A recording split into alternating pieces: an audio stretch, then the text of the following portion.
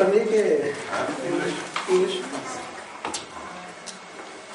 Today marks yesterday was the birth of Syeda Fatima and I'd like to congratulate all the Mu'mineen on this joyous occasion and also give tabreek to our 12th Imam on the birth of his grandmother.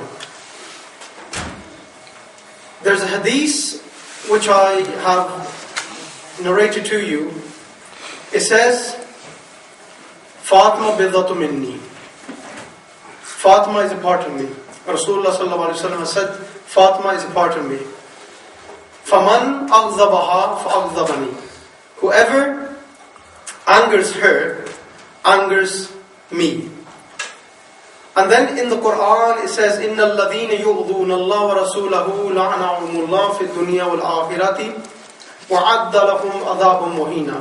Which says that those who harm Allah and His Messenger, for them there is a punishment in fid dunya, in the world, and in the hereafter. Fid dunya wal akhirah. وَعَدَّ لَهُمْ عَذَابٌ مُهِينًا. And there is a prepared punishment, disgraceful punishment in the hereafter. عَذَابٌ مُهِينًا. Also, Syeda Fatima Zahra is such a personality that I want, first of all, to make one thing clear. Some of the things I'm going to say are difficult, and the words which I'm going to use in English are difficult as well. So you have to listen very, very carefully to understand what I am trying to say. First of all, Syeda Fatima Zahra is somebody what we cannot understand. Syeda Fatima Zahra is a personality, yani Syeda ko hum sahi maano mein samjh nahi sakte. We cannot understand Syeda.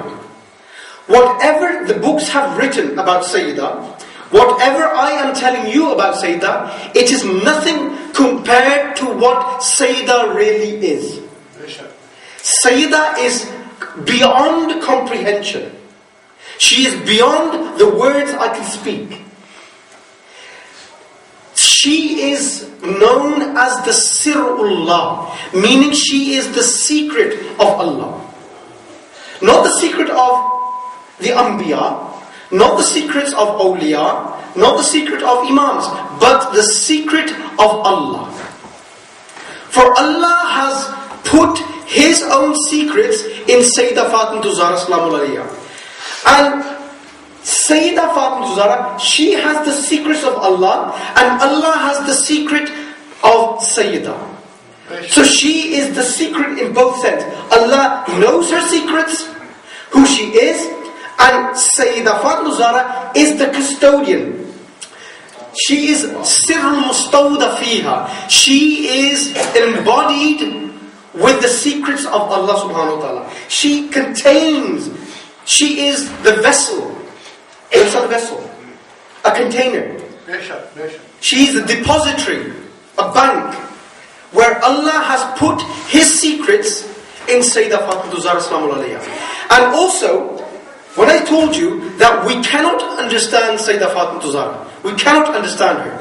And we, as Shias, we say that the Imams are Hujjatullah.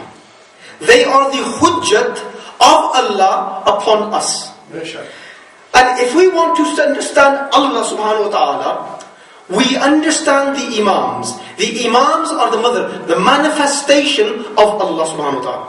They are the manifestation. They are the Mazhar Ilahi, meaning the manifestation of Allah subhanahu wa ta'ala. Who? Our Imams. If you want to know Allah subhanahu wa ta'ala, you know the Imams. For in order to reach Allah subhanahu wa ta'ala, we have the root of the Imams to understand Allah subhanahu wa ta'ala. And also, the Imams tell us, the Imams are saying this, we are a Hujjat of Allah and also Ayatullah, the signs of Allah. Imam Hassan Askari alayhi salam says, keeping this in mind, that the Imams have said, we are the proof of Allah. The Imams are saying, we are the proof of Allah upon you. If you want to see the proof of Allah, the Imams are the proof. Look at the Imams, look at Rasulullah, they are the proof of Allah. Imam Hassan Askari says, in one of hadiths, he says, Nahnu hujjatullahi ala al-khalq. Jaddatuna hujjatun alayna. Imam Hassan Askari says that we, as I said before, Imam is saying, we are the proof of Allah ala al-khalq, upon creation. That means all creation, be it humans, animals, everything which exists in the universe. The Imam is saying, we are the proof of Allah to everything which exists. Imam Hassan Askari is saying this. And all the Imams are saying this. Then, Imam says, Jaddatuna. There's different rights. Ummuna as well has come, Jaddatuna has come, that our mother, our grandmother, she is the proof of Allah upon us. Do you understand that?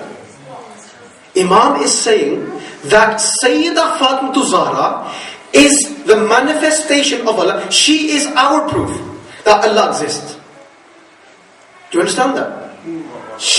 For Bibi Fatima Zahra, she is the proof of Allah for the Imam. And this is the meaning when you say, or when we say that we cannot understand Syeda Fatima Zahra. For the Imam is saying, for they are Hujjatullah themselves, but they're saying that our grandmother, she is the proof of Allah for us, that Allah exists. This is the power of Syeda Fatima Zahra. And when we look at her personality, she is also the Ismatullah. Ismatullah. What does it mean? She is perfection. Kamal, in every sense. When we talk about perfection, it's difficult. यानी जब भी हम जिक्र करते हैं कि हाँ कोई चीज कमाल में, that kamal, that perfection is limited to our own understanding of perfection. Do you understand? It's only limited to what we understand perfection to be.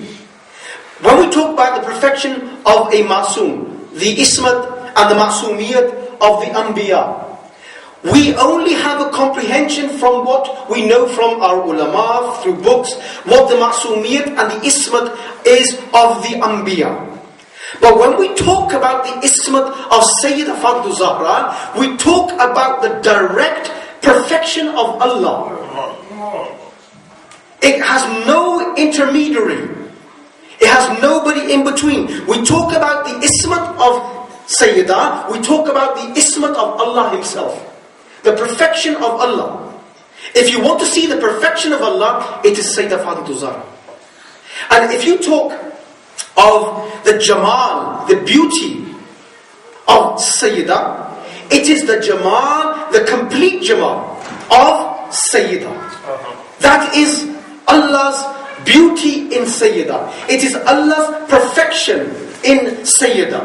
It is direct from Allah. There's no intermediary. And when we talk about the taharat of Syeda, it is so difficult a concept to understand. पहले कह दिया था कि Syeda का अदराक और समना Mahal.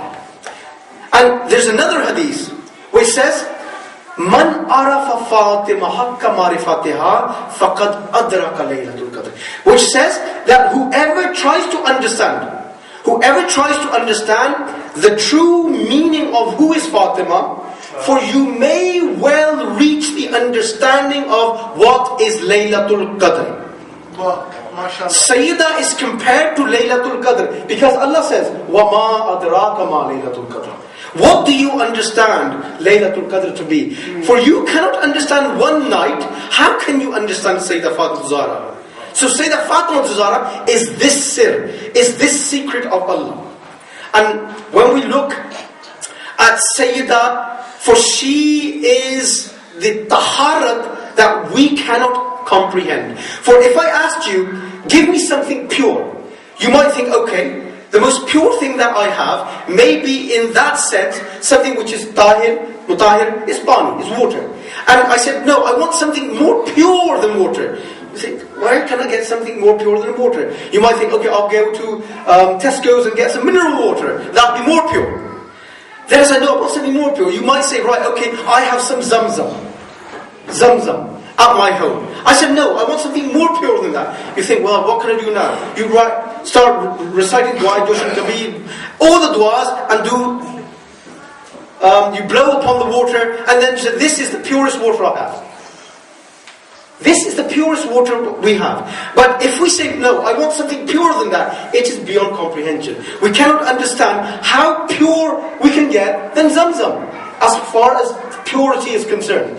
Syeda Fatima Zahra's purity is where the purest thing that you could comprehend is the beginning of her purity. The purest thing you can think of is where the beginning of the purity may. I'm not saying it's the beginning, may. May. It may be the beginning of the purity of Syeda Fatima Zahra and the intaha and the final status of her purity is that she gives Qawsar. She gives Qawsar. Qawsar is a fountain in heaven, which is the most purest drink in heaven. There's other drinks as well, but Qawsar is the most replenishing. Syeda Fatima Zahra is purer than this. Syeda Fatima Zahra, she is purer than this. She is greater than Qawsar, greater than this fountain in Jannah. For Syeda Fatima Zahra, for her status, it's beyond comprehension. I can carry on talking about this, but there's a couple of things I want to talk about. Is when we look at Syeda Fatima Zahra, she is, when we use a word, she is the advocate of Allah. Vakilullah. Allah ka vakil. Do you understand that? She is the advocate of Allah. How do I say this?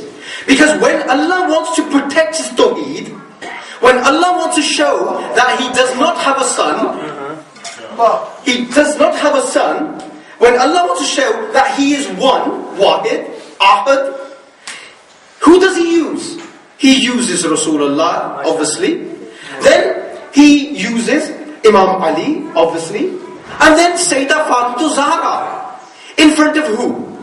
The Christians, the Najran. The Christians of Najran. For she is the advocate of Allah in saying that Allah is one. Allah is one. Allah does not have any sons. And Allah subhanahu wa ta'ala has given Syeda the authority.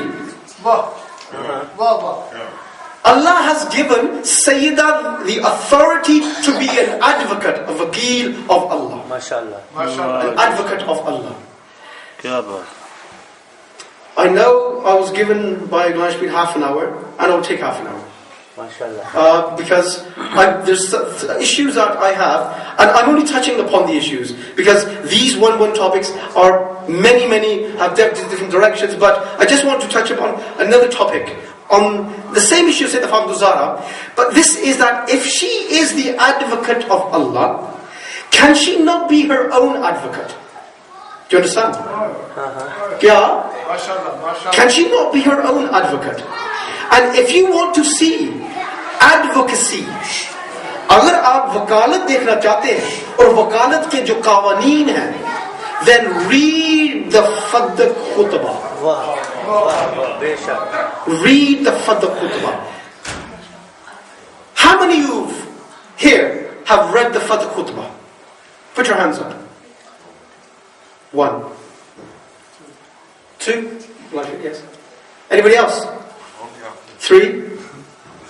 Obviously, no. If you read Fadd Khutbah, Syeda Fatima Zahra Salamu Alayha, it's a lengthy khutbah. It's a khutbah full of wisdom. It's a khutbah which nobody can answer. Nobody can answer. And these same people who were sat on the mimbar, and when Syeda Fatima Zahra claimed fadak, this Abu Bakr and his companion Umar ibn Khattab, only a few days back, Umar ibn Khattab was saying something. He was saying, Hasbuna kitab Allah. The book is sufficient for us. But when Syeda Fatima Zahra is giving daleel, giving proofs from the Quran, they don't give any proof from the Quran. What's happened to them? What do they say? And Bukhari, let me just mention this as well. Fadak has been mentioned 5 times in Bukhari. Fadak, the issue of fadak has been mentioned 5 times in different chapters of Bukhari. Not in one chapter, but 4 different chapters. In one chapter, it's been mentioned twice, and then 3 other chapters, this masla of fadak has been mentioned. And in one of this hadith, it's not a hadith, it's a fabricated, it's a lie. A lie in Bukhari. What am I saying? Bukhari mein jo jhoot hai. He says this. जो सुनी है, अगर कोई बेटा है, मैं वाज़ेह से कह रहा हूँ, मगर जो हकीकत है, I'm prepared to argue my point. If anybody wants to argue with me on this issue, I'm prepared to argue it. And I have a delees as well, I can prove this, all the issues, not a problem. Achha, when this issue was presented, this is a long story of how fadak came in the hands of Fatima Zahra, but let me just touch upon this. Islam spread through Hazrat Khadijatul Kubra's wealth. Islam spread through Hazrat Khadijatul Kubra's wealth. The first time, the first time Islam had wealth, it was after Khaybar. After Khaybar. This is the first time that Islam became wealthy. First time Islam became wealthy. And at the first opportunity, Allah subhanahu wa ta'ala says, وَآتِي ذَا الْقُرْبَ حَقَّهُ. Give. Allah is commanding Rasulullah, now give. Give. ذَا الْقُرْبَ حَقَّهُ. Their rights. The near ones. And Jibreel says, give fadak to Syeda Fatima Zahra. Allah is saying this. Give fadak to Syeda Fatima Zahra. Allah is saying this. Allah subhanahu wa ta'ala. And this is a repayment. This is a repayment of Khadijatul Kubra's wealth, and the first opportunity that Islam had to repay Syeda Khadijatul Kubra, this was given to Syeda Fatima Zahra.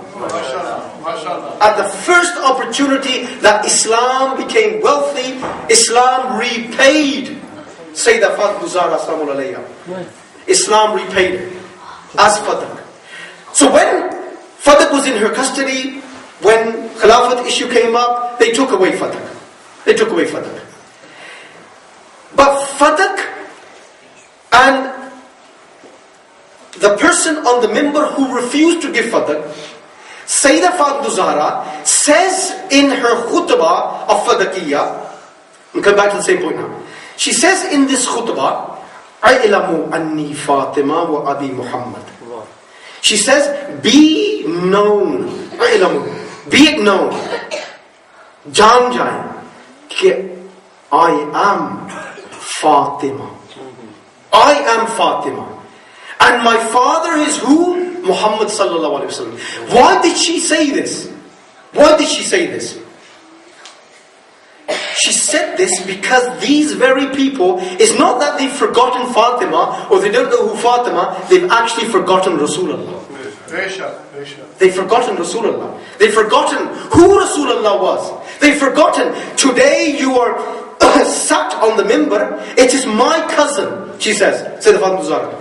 It is because of my cousin that all marhab and antars have been subdued. They have been killed. And you people, today you have forgotten everything. For you people, you used to drink waters from the streets. You people used to eat dead meat. And today, you have forgotten everything. You have put in Quran behind you. Where is the Quran which this Hasbuna Kitab Allah was saying? Where is the daleel which he can present? And then he says, there's two, Qala Rasulullah. Who says this? Abu Bakr. In denying Sayyidah Fatima Zahra her rights, what does he say? He says, Rasulullah said, he said that, La narufa. Nurathu, that's actually nurathu. La nurathu. That we, prophets, we do not leave an inheritance. And he says, Ma tarakna fahuwa sadqah. And what we leave behind is sadaqah. This goes directly against the Quran. So what he is saying, that we anbiya, meaning we prophets, the word is tarakna, meaning we, what we leave. It's not just Rasulullah. The person who's made this hadith up, Abu Bakr, in order to deprive Sayyidah Fatima Zahra from her rights, he says that we prophets do not leave any inheritance. So what happens? So when any prophet, not just Rasulullah, this according to this fabricated wada hadith, he says that I heard Rasulullah say that we prophets do not leave an inheritance. What we leave is what? Sadaqah. Sadaqah. It's charity. Charity. So, if this is true, which is not, but for argument's sake, let's for one moment accept, okay, this is true. Then we look at all the Anbiya. Let's look at all the Anbiya. The Anbiya which have been mentioned in Hadith and the Anbiya which have been mentioned in the Quran. If we look at this, then this means that if a prophet has a father as a prophet, then if his father dies, he does not inherit from his father. Syeda mentions this. She says, "Oh Abu Bakr, who will be your inheritor?" He says, "My children." And she said, "Then my father, cannot be the inheritor of my father, but your children will be inheritors of your wealth." He has no answer. He has no answer. So, if this is true, what he said, then if one prophet dies, the other prophet, his son, cannot inherit. So what happens? His house is his inheritance. His food. Because what happens? Soon as he's dead, the prophet, not just any prophet, soon as he dies, everything which he leaves is sadaqah. Okay, sadaqah for who? Next question. Sadaqah for who? Sadaqah for who? Abu Bakr took everything. If it's sadaqah, why did he not distribute all of Fadl in the Muslim? If it's sadaqah, sadaqah means if it's come into the custody of the government and it's sadaqah, public sadaqah, then you have to distribute it to everybody. Everybody is then a partner to Fadl. Then all which comes from Fadl has to be distributed. No, it becomes the sole property of the government, which is led by Allah. So this again goes against what he said. If it's sadaqah, then it should be distributed. First thing is distributed. No, he doesn't. He keeps it for himself. Why? Because the income generated is so much. Let me just quickly tell you. The income coming from Fadl, it is £250,000 according to calculations which have been done. £250,000 on a yearly basis. £250,000. That's enough to fund a small army. And this is exactly what Umar ibn Khattab said, that we cannot give Fadl because it will fund our army. So coming back to the Anbiya, if an Anbiya dies, an Nabi dies, his child, his son, cannot inherit. So that means we should see in Torah, in Zabur and in Injil some reference to this. And I've actually questioned the Sunni Maulvi on this. I said that the Jews have more Shariah than we do. The Jews, they have more books on Shariah than the Muslims, because they got 2,500 year history of Shariah. We've only got 1400. They've got more Shariah than we have. They have more ahkam than we have. They have more prayers than we have. They have more everything than we have. So we should find something in their books which says that when Hazrat Sulaiman died, when Hazrat Dawood died, all their wealth was distributed. No. What we find is that prophets are praying that Allah give us a heir. Give somebody who will inherit our mal. And it is not knowledge. It's not ilm. It is not ilm. It is actually mal. Wealth.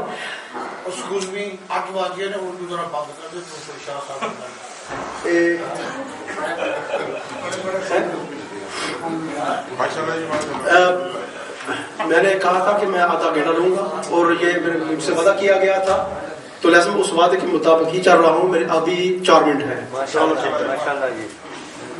So when we look at all of this situation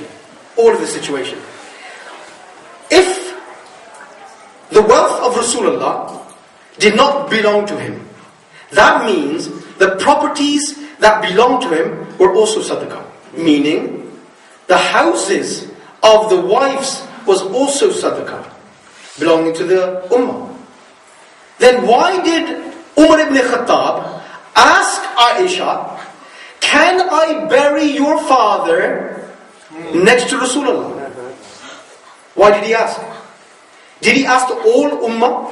Why did he only ask Aisha? He knew. And also, we find that this concept of that the prophets do not leave inheritance was never implemented after Abu Bakr. Everybody took custody. Marwan had it. Then the son of Uthman had it. Uthman had it. Yazid had it. And then Abdul Malik ibn Marwan had it. These people, then Umar ibn Abdul Aziz gave it back to the Bani Hashim. So we find that even their own followers, the Sunnis, the Khulafa were all Sunnis. They were all Sunnis. Even they did not implement what Abu Bakr had said. Because they knew that this was a lie. And my final point is that when Mamun Rashid asked Imam Raza al-Islam, he said, how big is Fadl? Never say Bagh. Bagh is a couple of trees, a couple of small garden. It is Arazi, it's land of Fadl. A land which generates an income of £250,000. And then that army uses that. Bear this in mind. Khadijatul Kubra's wealth, when Islam was weak, was used. When Islam gained power through Khaybar, it was this very wealth which was used on the army, and that then army spread the borders of Islam, through this wealth of Khaybar. And ये बात अक्सर हमारे सुन्नी भाई करते हैं कि शिया 4-5 बागों के लिए 4-5 दरख्तों के लिए इतना शोर शराबा करते हैं. They make so much noise for about 4 or 5 pieces of trees. Okay, if this was 4 or 5 trees, why wasn't Abu Bakr prepared to give these 5 trees? Why was it a problem for him? They are now complaining that we are complaining, but what was the problem for Abu Bakr? Why didn't he give if it's 5 trees? No, it wasn't 5 trees. It was land which was wealth creating, and it was so much that even the army. So Imam Raza al-Islam says, Mamun, that Fadak, now look at the context that Imam Raza is now saying. He says Fadak is from Mashrak to Maghrib, from east to west.